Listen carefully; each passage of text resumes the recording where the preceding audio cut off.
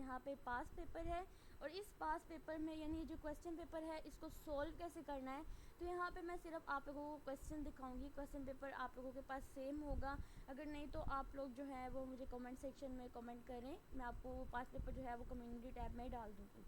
तो सबसे पहले यहाँ पर देखिए मॉडलिंग एंड सिमुलेशन का question number 1, describe the process of calibration and validation in detail. तो इसके अंदर आप लोगों ने क्या करना है कि कैलिब्रेशन क्या होती है इसकी डेफिनेशन लिखना है और इसका पर्पस लिख देना है। फिर वैलिडेशन क्या होती है इसकी डेफिनेशन लिखनी है, इसका पर्पस क्या होता है, और फिर इनमें कुछ स्टेप्स इंक्लूड करने हैं। आपने सिर्फ छोटा सा क्वेश्चन लिख के एंड नहीं करना, उसके आगे से भी आपने कुछ स्टेप्स इंक्लूड करने हैं। जैसे स्टेप्स इन कैलिब्रेशन है कि सबसे पहले हम लोग कंपैरिजन करते हैं, फिर उस मॉडल को एडजस्ट करते हैं, फिर उसको रिकम्पेयर करते हैं। एडजस्टमेंट करने के बाद फिर उसमें आइट्रेशन होती है, ठीक है। इसके अलावा इस पर कैलिब्रेशन एंड वैलिडेशन पे मेरा डिटेल लेक्चर है, इससे पहले वाली वीडियो के अंदर, उसका लिंक मैं डिस्क्रिप्शन बॉक्स में डाल दूंगी, ठीक है। इसी तरह से वैलिडेशन क्या होती है इसका भी आप लोगों ने आंसर लिखना है। उसके बाद हमारे पास आता है क्वेश्चन नंबर 2 और वो है draw and describe the different types of GPSS block that are use deal with the queues. सबसे पहले तो जीपीएसएस ब्लॉक्स जो हैं वो हमारे पास होते क्या है, जनरल पर्पस सिमुलेशन सिस्टम होते हैं। ये कुछ ब्लॉक्स होते हैं जो क्यूज से डील करते हैं। क्यूज क्या होते हैं, जो कितार बोलते हैं, क्यूज होते हैं हमारे सिस्टम के अंदर। अब क्यूज से रिलेटेड भी मैंने डिटेल से लेक्चर्स बनाए हुए हैं, आपको इसी प्लेलिस्ट में मिल जाएंगे। आप चैनल पर जाएं, प्लेलिस्ट पे जाएं, वहाँ पे सिमुलेशन एंड मॉडलिंग की जो प्लेलिस्ट है वहाँ पर आप जाएं, यहाँ पे क्यूज से रिलेटेड आपको मिल जाएगा। वहाँ पे मैं भी मैंने जो अपने नोट्स बनाए हुए हैं वहाँ पर आपको जो हैंड रिटन नोट्स है वहाँ पे आपको डायग्राम भी मिल जाएगी। तो यहाँ पर मैं आपको बता दूँ, सबसे पहले सिमुलेशन जीपीएसएस होता क्या है इसके बारे में आपने लिखना है, ठीक है। इसकी अप्रोचेस क्या हैं, इसके प्रेजेंटेशन किस तरह से होते हैं, हम उसमें ब्लॉक डायग्राम बनाते हैं। तो उनका भी लिंक जो है वो मैं डिस्क्रिप्शन बॉक्स में या कमेंट सेक्शन में डाल दूँगी, आप वहाँ पर जाकर भी देख सकते हैं, ठीक है।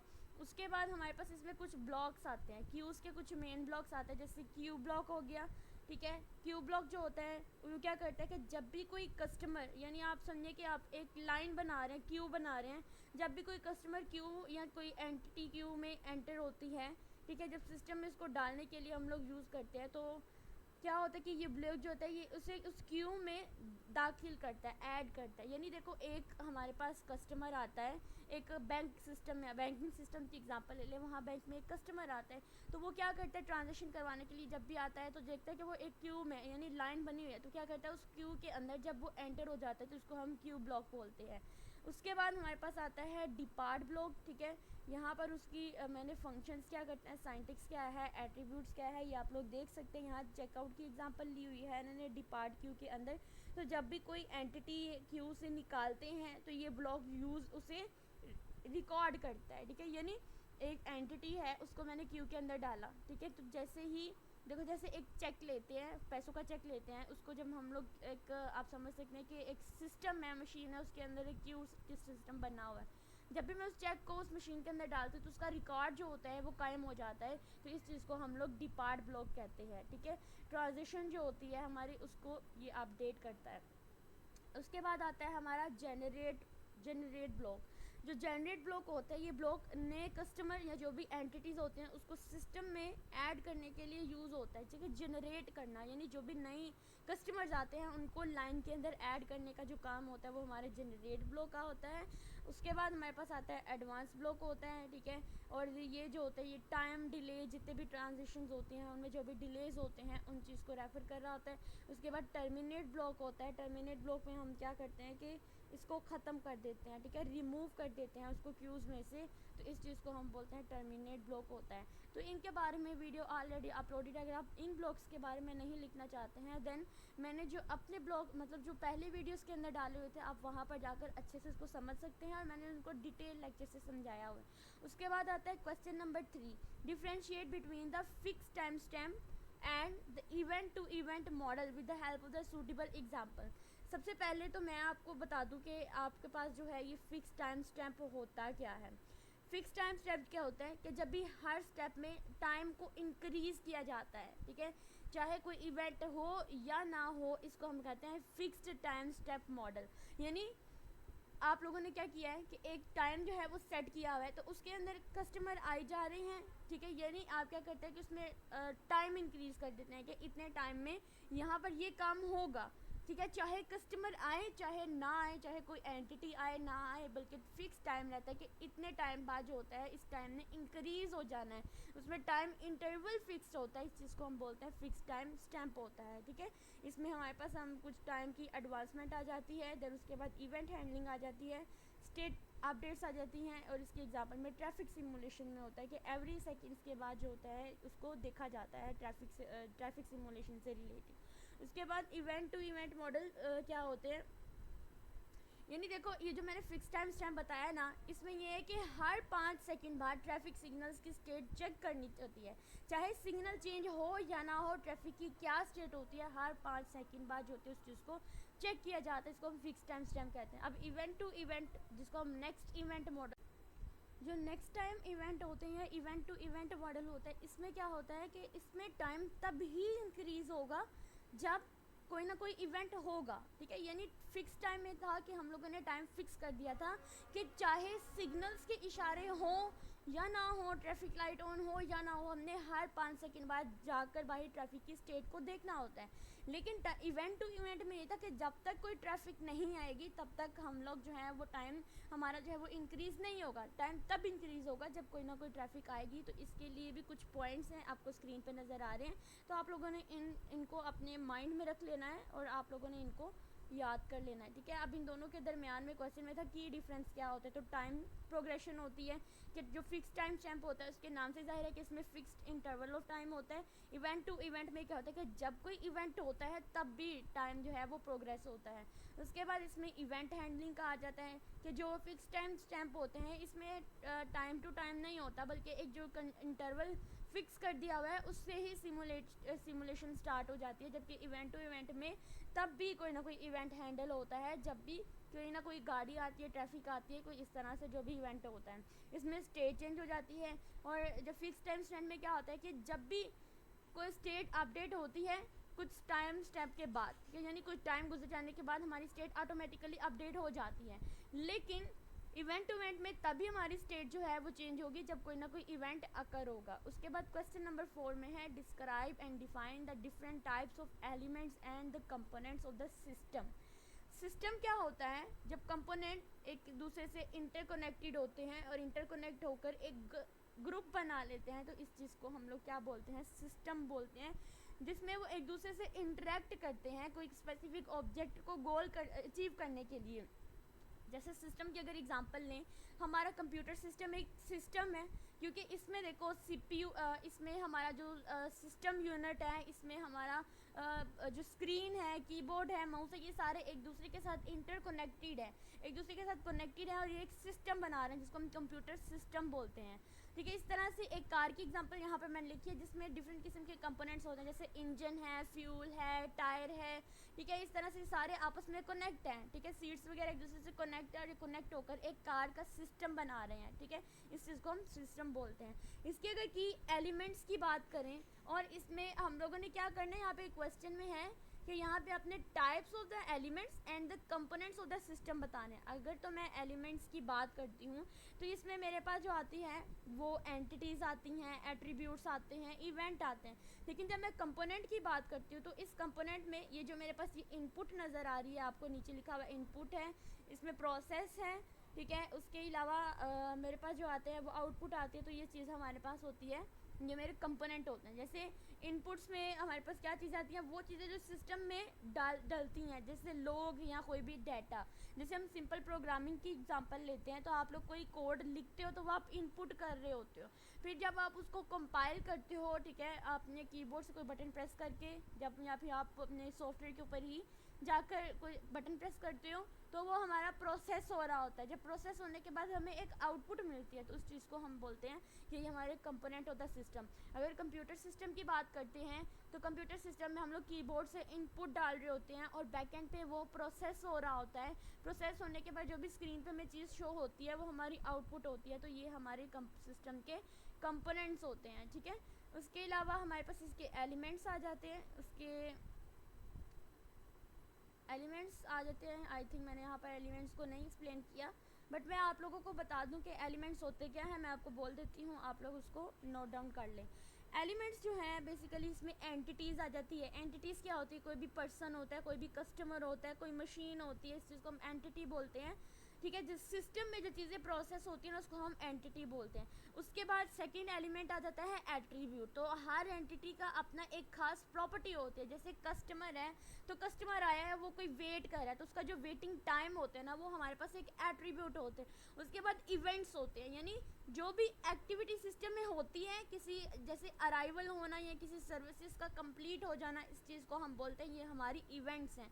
तो ये तीन इंपॉर्टेंट हमारे एलिमेंट्स हैं, एक होता है एंटिटी, एक होती है एट्रीब्यूट और एक होता है इवेंट। ठीक है, hope so you will be understand very well. आपको इसके एलिमेंट की समझ आ गई, क्योंकि मैंने यहाँ नहीं लिखे by mistake, but hope so you understand very well. ठीक है, इसके बाद हमारे पास क्वेश्चन नंबर आ जाता है 5 और उसकी स्टेटमेंट है discuss the merits and the demerit of the system. तो हम इसके अंदर एक्सप्लेन करेंगे हमारे मेरिट्स और डीमेरिट्स को। अच्छा, अगर मैं मेरिट्स की बात करती हूँ तो मेरिट्स में क्या होता है कि हम लोग बगैर रियल लाइफ एक्सपेरिमेंट किए बगैर हम लोग अपने जो भी सिस्टम होते हैं उनको सिमुलेट कर सकते हैं। जैसे कि उसमें रिस्क फ्री एक्सपेरिमेंट्स होते हैं, यानी जितने भी रिस्की एक्सपेरिमेंट होते हैं हम लोग उनको रियल लाइफ से एक्सप्लेन किए बगैर हम लोग उनको सिमुलेट कर सकते हैं। ठीक है, उसको रिस्क फ्री बनाने की कोशिश करते हैं। इसका जो प्रिडिक्टिव पावर होता है ये बहुत यूज़फुल होता है फ्यूचर बिहेवियर के लिए, यानी हमें यहीं से अंदाज़ा हो जाता है कि ये रियल लाइफ में कैसे काम करेगा, इसमें प्रिडिक्शन करते हैं हम लोग। ये कॉस्ट इफ़ेक्टिव होता है। ठीक है, यहाँ आपको नीचे नोट्स में इसके पॉइंट्स नज़र आ रहे हैं। कॉस्ट इफ़ेक्टिव होता है। ठीक है, सबसे बड़ा इसका एडवांटेजेस ही होता है कि हमें फिजिकली कुछ करने की ज़रूरत नहीं पड़ती है, हम इसको सिर्फ वर्चुअली यानी सिमुलेट ही कर लेते हैं, हमारी टाइम एंड मनी भी सेव होती है।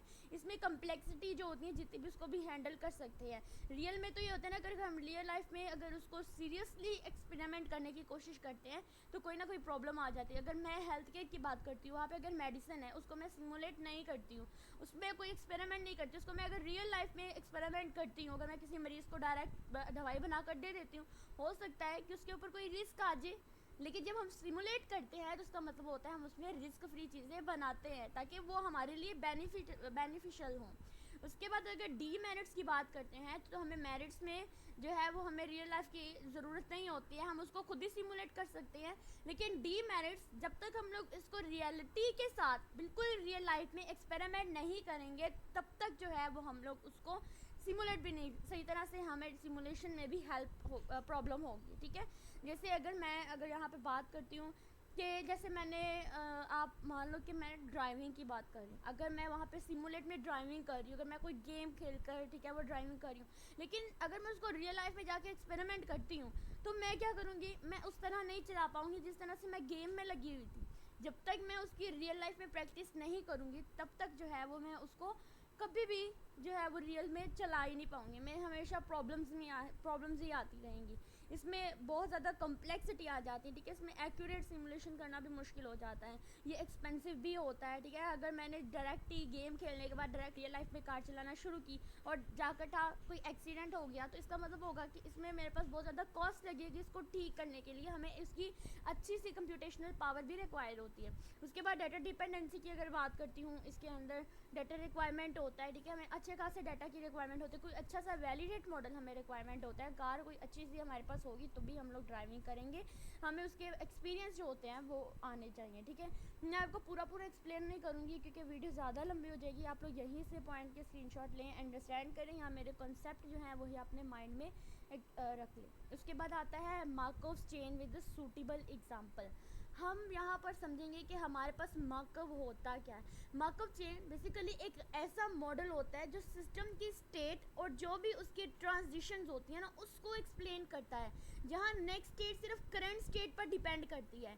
ठीक है, यानी जैसे मैं अगर बात करती हूँ कि मैंने एग्ज़ाम देने हैं तो मेरे जो एग्ज़ाम्स होते हैं वो डिपेंड कर रहे होते हैं कि मैंने पास्ट में कितना पढ़ा है। अब ये नहीं कि मैं एग्ज़ाम जो है वो आने वाले दिनों के लिए ही लिखूंगी या मुझे आने वाले दिनों में पता होगा कि मैंने क्या करना है।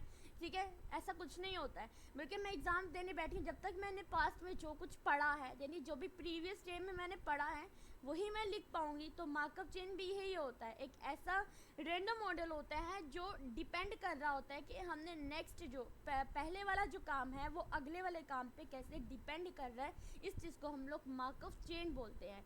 ठीक है, जैसे अगर मैं वेदर सिस्टम को समझाऊँ तो अगर आज बारिश हो रही है तो कल बारिश होगी या नहीं, ये सिर्फ आज के वेदर पर डिपेंड करेगा, यानी पास्ट पर नहीं डिपेंड कर। आज क्या वेदर है इस चीज़ पर डिपेंड करेगा कि कल को बारिश होगी या नहीं होगी। हो सकता है कि मौसम चेंज भी हो जाए, लेकिन जब आज बारिश हो रही है तो कल मौसम अच्छा होगा। ये भी हम लोग प्रिडिक्शन लगाते हैं, समटाइम्स हमारी प्रिडिक्शन बिल्कुल एक्यूरेट हो जाती हैं। And also you will be understand very well about the markup chain. ठीक है, तो आप लोग यहाँ से इसके नोट्स जो है ना वो मैं गूगल ड्राइव में डालकर आपके कमेंट सेक्शन में ज़रूर ऐड कर दूँगी, आप यहाँ से ये नोट्स भी ले सकते हैं। उसके बाद यहाँ पे क्वेश्चन नंबर 1 है, differentiate between the chi-square test and the KS test for uniformity. Use the KS test to check for the uniformity for the input set of the random given number. हमें given है, हम लोग इसका solution निकालेंगे। हमें level of significant भी given है और लेवल ऑफ सिग्निफिकेंट का आंसर क्या है वो भी हमें गिवन है। इन दो चीज़ों का यानी रैंडम नंबर्स का और इन लेवल ऑफ सिग्निफिकेंट की वैल्यूज़ का यूज़ करते हुए हमें KS टेस्ट को चेक करना है कि क्या वो यूनिफॉर्मिटी ये इनपुट जो है क्या वो उसके लिए बेटर है या नहीं। ठीक है, तो हम लोग चलते हैं। सबसे पहले तो मैं आपको बता दूं कि chi-square टेस्ट होता क्या है। ये डाटा को ऑब्जर्व्ड और जो भी एक्सपेक्टेड फ्रीक्वेंसीज होती हैं उसका कंपैरिजन करता है। ठीक है, जो KS टेस्ट जिसको ठीक है होता है, ये KS टेस्ट क्या करता है, ये बेसिकली हमारे डाटा का कंपैरिजन करता है कि कॉन्टीन्यूसली डिस्ट्रीब्यूशन के साथ और देखता है कि डाटा यूनिफॉर्म है या नहीं, यानी इसमें कंपैरिजन होता है और वो चेक करता है कि हमारा डाटा जो है वो जिसके साथ हमने इसको कंपेयर किया है क्या वो यूनिफॉर्म है या नहीं। तो इसमें हम लोग फ्रीक्वेंसीज का यूज़ करेंगे। जैसे मैं आपको अगर यहाँ पर इसका सोल्यूशन दिखाती हूँ तो सबसे पहले हम लोग इसका सोल्यूशन ही देख लें। इसमें सबसे पहले आपने स्टेप्स याद रखने हैं। स्टेप 1 में होता है KS टेस्ट में कि आप लोगों ने जो रैंडम नंबर्स होते हैं उनको असेंडिंग ऑर्डर्स में लिखना होता है। फिर आपने उसका जो भी एम्पिरिकल उसका CDF होता है उसके साथ आप लोगों ने उसको कंप्यूट करना होता है। फिर आप लोगों ने क्या करना होता है, उसमें जो एम्पेरिकल CDF होता है उसको आपने यूनिफॉर्म CDF के साथ कंपेयर करना होता है। फिर आपने डी स्टैटिक यानी ये जो आपका लेवल ऑफ सिग्निफिकेंट है इन दोनों में मैक्सिमम डिफरेंस क्या आएगा स्टेप नंबर 4 में हम लोग देखेंगे। उसके बाद हम लोग जो हमारा डी स्टैटिस्टिक होता है जो लेवल सिग्निफिकेंट होता है उसको क्रिटिकल वैल्यू जो गिवन है 0.565 जो हमें क्वेश्चन में ही गिवन है उसको हम डिटरमाइन करेंगे। अगर तो हमारा नल हाइपोथेसिस होता है, आपने अपने स्टैट के सब्जेक्ट में इसको पढ़ा होगा। अगर आप लोगों ने स्टैट का सब्जेक्ट अच्छे से पढ़ा है ना तो आप लोगों को के लिए कोई मुश्किल नहीं होगा। ठीक है, लेकिन अगर अच्छे से नहीं पढ़ा देन आई नो स्टैट बहुत बोरिंग सब्जेक्ट होता है, बट फिर भी हम लोग इसको करेंगे। सबसे पहले मैंने इसको सॉर्ट किया। ठीक है, जो गिवन नंबर था यहाँ पर मेरे पास नंबर्स ये गिवन नंबर्स हैं, इसको हम लोग असेंडिंग ऑर्डर्स में क्या करेंगे सॉर्ट करेंगे। इसके बाद जो हम लोग करेंगे ये मैंने इसको सॉर्ट कर लिया। फिर हम कंपेयर करेंगे जो भी मेरा एम्पिरिकल SDF आता है उसके साथ इसमें जो भी जो डिस्ट्रीब्यूटेड फंक्शंस आते हैं उसके साथ। ठीक है, यानी देखो यहाँ पर सबसे पहले ये मैंने ये फार्मूला यूज़ करना है। यहाँ पर ये जो n है ये नंबर ऑफ़ जितने भी डाटा पॉइंट्स होते हैं उनको रिप्रेजेंट कर रहा है, यानी टोटल मेरे पास कितने नंबर हैं, रैंडम नंबर 6 नंबर थे तो ये n उसको रिप्रेजेंट कर रहा है टोटल को। जबकि ये जो f(n(x) है ये हमारे पास एक हमारी फ्रीक्वेंसीज डिस्ट्रीब्यूटेड फंक्शन गिवन है। तो यहाँ पर आप लोगों ने क्या करना है कि जो भी x है ये हमारी वैल्यूज़ होती हैं, आपने इसको इनपुट करके देखना है। यानी यहाँ पर इसका फार्मूला गिवन है ये f(n) x of i is equal to i divided by n। अब यहाँ पर n क्या था 6 और मैंने इसको कर दिया। अब यहाँ पर ये जो i है बेसिकली ये रैंक को रिप्रेजेंट कर रहा है, जो बारी बारी आने वाले नंबर्स होते हैं। देखो यहाँ पर 0.11 है, तो जब ये मेरे पास सॉर्टेड नंबर है फिर मैं रैंक है, रैंक यानी टोटल नंबर कितने हैं उनको मैंने एक सीक्वेंस के साथ लिखा। फिर मैंने i डिवाइडेड बाय n जो ये जो मेरा डिस्ट्रीब्यूटेड फंक्शन था cumulative empirical cumulative distributed function कहते हैं, इसका फार्मूला है। इसको हम इसके अंदर यूज़ करेंगे स्टेप नंबर 2 के अंदर। और फिर मैंने क्या किया कि बारी बारी हर एक को आपस में डिवाइड करके ये इनके डिस्ट्रीब्यूटेड फंक्शंस की वैल्यू निकाल दी। अब मैं इनको कंपेयर करूँगी। अब कंपेयर किस तरह से करना है, जैसे यहाँ पर देखें ये सॉर्टेड नंबर था, तो मेरे पास जो एक्सपेक्टेड CDF थी, कम्युलेटिव डिस्ट्रीब्यूटेड फंक्शन, जो एक्सपेक्टेड था वो ये था, लेकिन जो मैंने कैलकुलेट किया वो कुछ इस तरह से था। तो अब हम इन दोनों को आपस में कंपेयर करेंगे। कंपेयर करने के लिए हम लोग क्या करेंगे, जो हमारा डी स्टैटिक था इसको कंप्यूट करेंगे। इसको कंप्यूट करने के लिए सबसे पहले देखो, जो हमारा DI है इसमें मेरा मैंने जो सबसे पहले मैंने टेबल दिखाया उसमें जो वैल्यू आई थी और जो दूसरे में एक्सपेक्टेड डिस्ट्रीब्यूटेड फंक्शन था, उन दोनों को आपस में माइनस करेंगे। ठीक है, माइनस करने के बाद जो भी आंसर आएगा उसको हम लिखते जाएंगे। ठीक है, यहाँ पर देखें, जैसे यहाँ पे है जो सबसे पहले 0.167 था और जो सॉर्टेड में एक्सपेक्टेड CDF था वो, इन दोनों को आपस में माइनस करेंगे तो मेरे पास इसकी वैल्यू ये आएगी। फिर उसके बाद हम लोग ये लेंगे और फिर मेरी वैल्यू ये आएगी। ठीक है, यानी अगर मैं आपको टेबल के लिहाज से ऊपर दिखाती हूँ तो इसको समझना ज़रूरी है, इसके स्टेप्स को याद रखना ज़रूरी है, टेबल्स बहुत ज़रूरी है। तो देखो 0.167 है, जब मैं इस 0.167 को माइनस करूँगी, ये मेरे एक्सपेक्टेड CDF के साथ 0.11 के साथ जो भी वैल्यू आएगी उसको हम लिख देंगे। देन उसके बाद ये सेकंड वाला फंक्शन है, इसको हम लोग इस सेकंड वाले के साथ माइनस करेंगे, फिर थर्ड वाले को थर्ड वाले के साथ, फोर्थ वाले को, एंड सो ऑन, सबको हम एक दूसरे के साथ माइनस करके इनकी जो भी मेरे पास डी वैल्यू थी, डी स्टैटिस्टिक्स थी, उसकी मैंने वैल्यूज़ निकाल ली। वैल्यू निकालने के बाद मैं उन सबको इस तरह से एक मैक्सिमम, डी स्टैटिस्टिक्स में आपने क्वेश्चन में देखा कि आपने जो भी मैक्सिमम चीज़ें जो स्टेप्स में मैंने लिखी थी, आपने वहाँ से उनके मैक्सिमम डिफरेंसेस निकाले, उन सबको आपने तरतीब के साथ लिखा और इनमें जो सबसे ज़्यादा मैक्सिमम डिफरेंस आपको नज़र आएगा वो 0.117 था। ठीक है, यानी आपने इस चीज़ को यहाँ पर नोट डाउन कर लेना है। उसके बाद जो डी स्टैटिस्टिक थी उसको क्रिटिकल वैल्यू के साथ कंपेयर करके देखना है। कंपेयर किस तरह से करेंगे, जो डी क्रिटिकल वैल्यू, जो लेवल ऑफ सिग्निफिकेंट गिवन था उसकी क्रिटिकल वैल्यू मेरे पास ये गिवन थी, क्वेश्चन के अंदर ही गिवन थी, जबकि मेरे पास जो डी स्टैटिस्टिक्स था उसकी वैल्यू जो मैंने निकाली है यहाँ पर, मैक्सिमम डिफरेंस जो इनमें से निकला था वो ये था। इनको कंपेयर करके देखेंगे। देखो 0.117 जो है वो मेरी क्रिटिकल वैल्यू से लेस देन है, तो we fail to the rejected and the null hypothesis के अंदर जो रिजेक्ट होता है उसको हम लोग क्या कर देंगे, वो फेल हो गया। ठीक है, इसका मतलब क्या होता है कि रैंडम नंबर जो होते हैं वो 5% लेवल ऑफ सिग्निफिकेंट पे यूनिफॉर्म कंसीडर हम कर सकते हैं, क्योंकि हमने नल हाइपोथेसिस में जो रिजेक्टेड पार्ट था उसको हम लोगों ने वहाँ से कैंसिल आउट कर दिया, वहाँ से हम लोगों ने उसको फेल कर दिया है। तो मतलब मेरे पास ये जो 0.005 है, जब इसको मैं परसेंटेज के अंदर कन्वर्ट करूँगी तो वो 5% हो जाएगा। तो मेरे पास ये जो यूनिफॉर्म जो भी लेवल सिग्निफिकेंट लेवल आया रैंडम नंबर का वो मेरे पास 5% है और यहाँ पर आकर ये यूनिफॉर्म स्टेट में है। उसके बाद हमारे पास आता है इसका क्वेश्चन लॉन्ग क्वेश्चन का क्वेश्चन नंबर बी, जिसमें आप लोगों ने जो भी congestion in the Q system के अंदर कंजेशन क्या होती है और इसके डिफरेंट टाइप्स और इसके कंपोनेंट्स क्या होते हैं, ये आपको यहाँ पर इन नोट्स के अंदर दिखाई दे रहे हैं। तो चलिए इसको भी हम लोग एक दफ़ा से मैं आपको समझा देती हूँ। कंजेशन तब होती है जब डिमांड ज़्यादा होती है और सिस्टम यूजुअली हैंडल नहीं कर पाता है। ठीक है, यानी हम जब डिमांड ज़्यादा होती है हमारा सिस्टम उस चीज़ को हैंडल नहीं कर पाता है, इस चीज़ को हम लोग क्या बोलते हैं, कंजेशन कहते हैं। इसके कुछ कंपोनेंट्स होते हैं, जैसे कस्टमर है। ठीक है, उसके बाद नेक्स्ट हमारे पास आता है, कस्टमर क्या आता है, कोई एंटिटी होती है। उसके बाद हमारा सर्वर है, क्यू है, अराइवल प्रोसेस है, सर्विस प्रोसेस है, क्यू डिसिप्लिन है।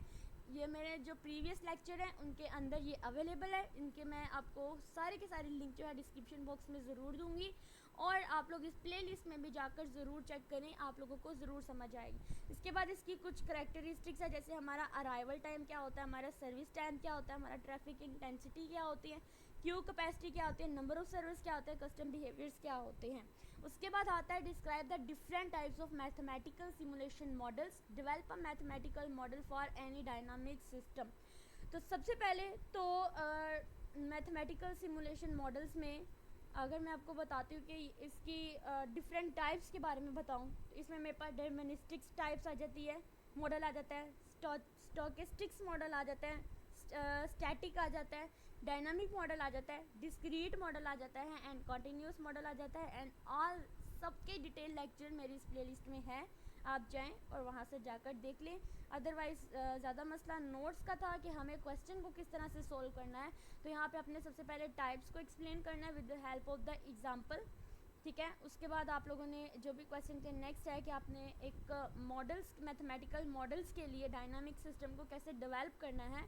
आप लोगों ने सबसे पहले एक कोई भी एग्जांपल के साथ आपने इसको बना देना है। एक सिंपल सी पॉपुलेशन ग्रोथ मॉडल की एग्जांपल ले लें। वहाँ पे सबसे पहले सिस्टम का डिस्क्रिप्शन देखना है कि ये जो पॉपुलेशन ग्रोथ है ये इसके इन्वायरमेंट के अंदर ये लिमिटेड रिसोर्सेज क्या हैं। फिर आपने उसको एजप्शंस लगानी है कि कितना साइज़ बढ़ेगा, करंट साइज़ बढ़ेगा, कितना इसकी ग्रोथ होगी। देन उसके बाद आप लोगों ने यहाँ पर डिफरेंशियल इक्वेशन का एक फार्मूला है, ये आप लोगों ने नोट डाउन कर लेना है। यहाँ पर ये जो P इंटू टी है ये पॉपुलेशन को रिप्रेजेंट करिए at a time, R represent the growth rate को, K represent the carrying the capacity of the environment की जितनी भी कैपेसिटी होती है उसको रिप्रेजेंट कर रहे हैं। और फिर ये जो ओवरऑल फार्मूला ये जो आपको नज़र आ रहा है यहाँ पर ये डिफरेंशियल इक्वेशंस का ये वाला, तो ये रिप्रेजेंट कर रहा है कि पॉपुलेशन को ओवर टाइम चेंज होने का क्या रेट है, ठीक है। तो आप लोगों ने इस तरह से इस क्वेश्चन को सॉल्व करना है और मैंने इससे रिलेटेड आपको इस पूरे क्वेश्चन पेपर को इजीली वे में एक्सप्लेन कर दिया है। और इनमें तकरीबन हर क्वेश्चन की मेरे चैनल पर वीडियोस है। मैं आहिस्ते से उन सबके लिंक्स जो है डिस्क्रिप्शन बॉक्स में डाल देती हूँ ताकि आप लोग ज़रूर देखें और आप लोग जो हैं उनको वो डिटेल लेक्चर है, ठीक है। अगर हमको ले लेते हैं तो देन आप लोगों का बहुत हद तक जो है आने वाले पेपर्स में भी आपको बहुत ज़्यादा हेल्प हो जाएगी। Thank you.